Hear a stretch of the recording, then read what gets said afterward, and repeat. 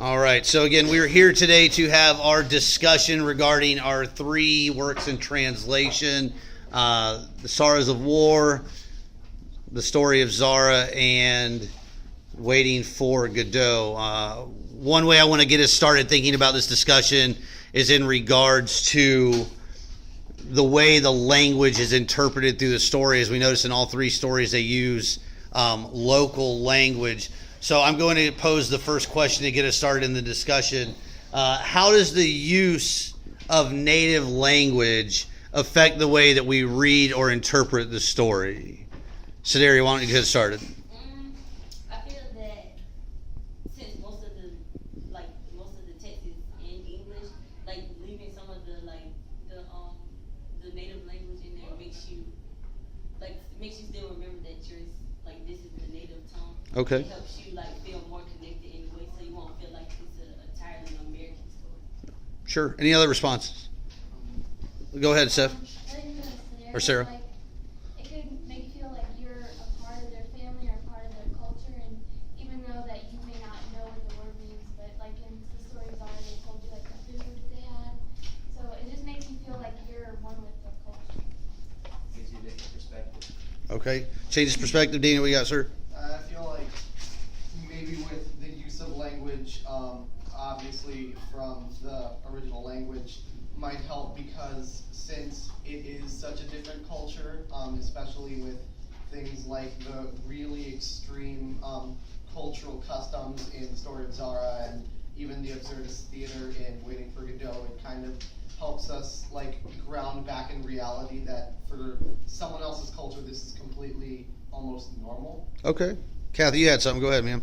But it could also make you feel uneasy because when I was reading Stars of War, let's say I didn't know Vietnamese, and he was talking to the girl he was digging the shelter for. He said, okay, older sister, and she would say, okay, younger brother, and they had good chemistry, and if I didn't know Vietnamese, then I would feel oh, that's kind of hard because we don't know each other brother and sister. Right.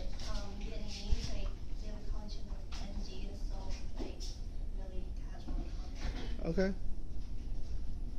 Go ahead, sir. I think with every work in translation, we lose a little bit of the meaning of the text, a little bit of some of the principles that are there. But one thing that the language did to me was remind me about where we were in the novel, about what place it was set.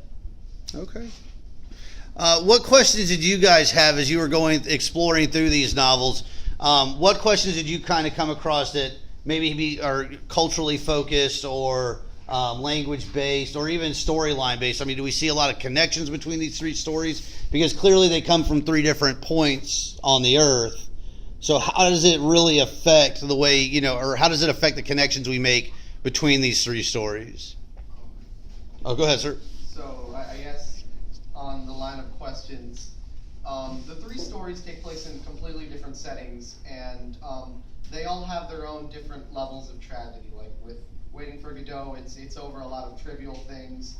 With the story of Zahra, it's a war, but we're kind of disconnected from it because we get it from the perspective of someone who isn't in it.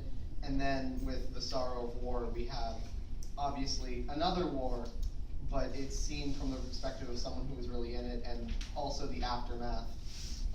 And my question really is, how is the interpretation of these tragedies seen as different within the different novels? Okay, so I think it's a good question to look at. So we're looking at the way we interpret the tragedy. Sarah, go ahead, and then Kevin, I got you. The tragedies, I think, for the story of Zahra, it was more personal to her, and they're just a culture tragedy with women in society.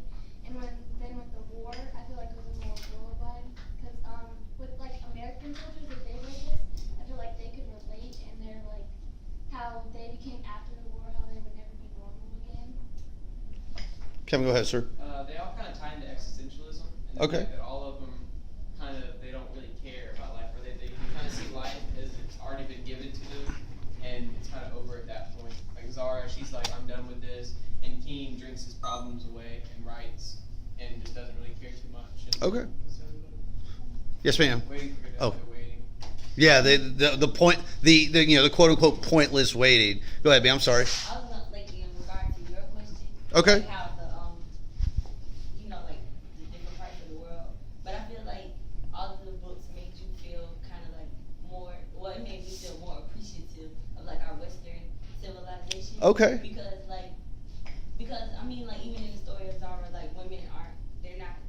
Like they don't really play a prominent role in that culture. And like women here, it's kind of like we were that, but then we came to a point where we can be like, you know, very dominant in places.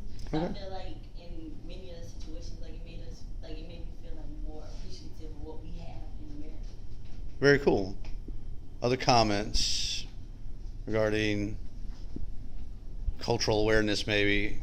I mean, how many people, again, oh, go ahead, Laura. I'm sorry, I cut you off. I think that it shows us that even though each culture was different, like at the end of the day, each person still felt similar things.